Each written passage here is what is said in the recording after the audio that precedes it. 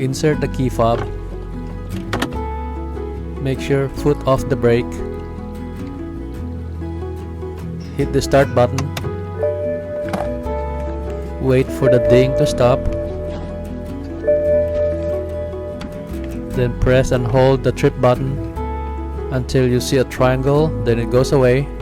Then release the button and then use the up and down to look for your oil change icon right there. Hit the BC button once and then hit it again, and now it's resetting. There you go, it's been reset. If you like this DIY, please like, comment, and subscribe. There's more DIYs to come. See you in the next video, and thanks for watching. Peace.